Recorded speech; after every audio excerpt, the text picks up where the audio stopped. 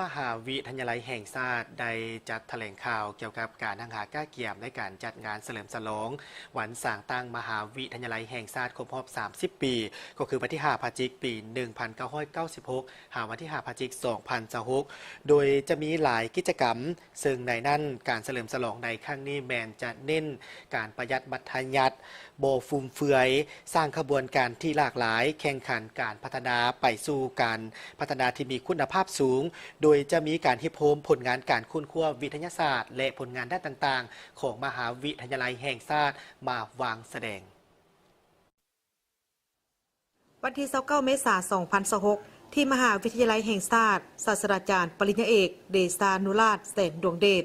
ผู้อำนวยการใหญ่มหาวิทยาลัยแห่งชาติได้แถลงข่าวต่อสื่อมวลชนในการก้าเกียมเฉลิมฉลองวันสร้างตั้งมหาวิทยาลัยแห่งชาติครบรอบ30 ปีโดยก่อนฮอดเมื่อเฉลิมฉลองวันสร้างตั้งได้เดือนพฤศจิกายนที่จะมาถึงนี้ทางมหาวิทยาลัยแห่งชาติได้จัดแบ่งกิจกรรมต่างๆโดยจะมีหลายกิจกรรมในแต่ละเดือนซึ่งการฉลองในครั้งนี้บ่ได้เน้นถึงความหรูหราฟุ่มเฟือยแต่หากเน้นที่การสร้างขบวนการที่หลากหลายมีความฟุดฟื้นแข่งขันกันพัฒนาไปสู่คุณภาพจะมีการฮีบโฮมผลงานด้านต่างๆของมหาวิทยาลัยแห่งชาติหรือมศ.และเฮียบเฮียงปึ้มประวัติศาสตร์มศ. 30 ปี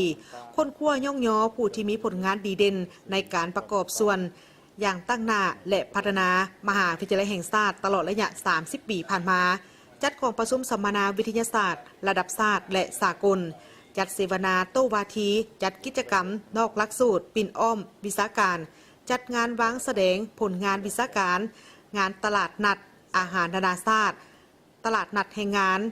มหกรรมหนังสือและวัฒนธรรมนานาชาติจัดการแข่งขันกีฬาแข่งขันศิลปวรรณคดีจัดกิจกรรมแลนมินิมาราธอนและกิจกรรมควบคู่กันไปในแต่ละเดือนจนฮอดมื้อเฉลิมฉลองเดือนพฤศจิกายน 2026 ก็จะมีการจัดพิธีเฉลิมฉลองวันสร้างตั้งมหาวิทยาลัยแห่งชาติครบรอบ30 ปีอย่างเป็นทางการพร้อมกับกองประชุมมีชาติระดับชาติและสากลเกี่ยวกับวิทยาศาสตร์และนวัตกรรมเพื่อการพัฒนาแบบยืนยง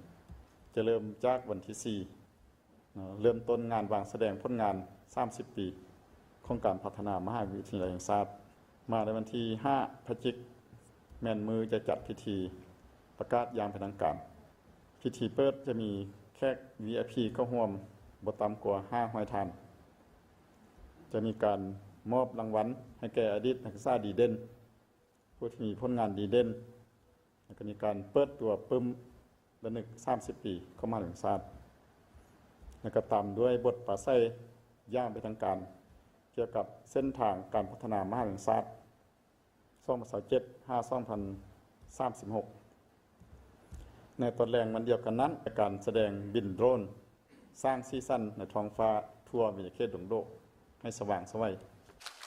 การเฉลิมฉลองครบรอบ 30 ปีมหาวิทยาลัยแห่งชาติเป็นการทบทวนคืนถึงผลงานทางในวาระแห่งการเต้าโฮมความสามัคคีเต้าโฮมกำลังสังรวมและการมีส่วนร่วมในการพัฒนาสถาบันการศึกษาก็คือการพัฒนามหาวิทยาลัยแห่งชาติหรือมศ.โดยเฉพาะความสร้างสื่อสังคมออนไลน์และเว็บไซต์ความจะได้รับการพัฒนาปรับปรุงให้เป็นเวทีที่ครูอาจารย์พนักงานและนักศึกษาอดีตนักศึกษาและครูร่วมพัฒนายุทธศาสตร์สามารถประกอบคำคิดคำเห็นพร้อมทั้งคำอวยพรของเขาเจ้าในโอกาสครบรอบ 30 ปีของมหาวิทยาลัยแห่งชาติดังนั้นจึงขอเชิญชวนบรรดาทานเข้าร่วมมีส่วนร่วมในการจัดกิจกรรมต่างๆที่จะจัดขึ้นก่อนฮอดมื้อเฉลิมฉลองครบรอบ 30 ปีมหาวิทยาลัยแห่งชาติ